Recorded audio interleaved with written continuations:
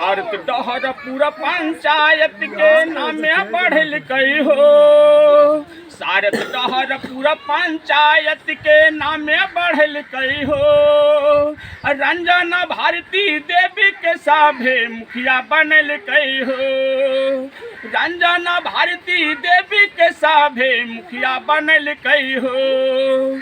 सारत डहर पूरा पंचायत के नामे बढ़ल कई हो।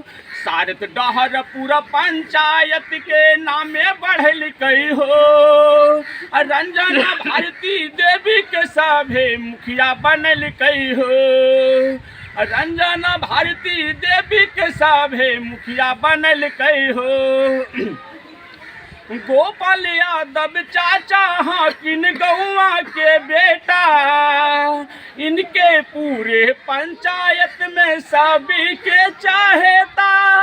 गोपाल यादव चाचा हाकिन गौवा के बेटा, इनके पूरे पंचायत में सभी के चाहेता। टेम्पू छापो पे जाके साभे बटम दबल कई हो। टेम्पू छापो पे जाके साभे बटम दबल कई हो। रंजन भारती देवी के साभे मुखिया बनल कई हो।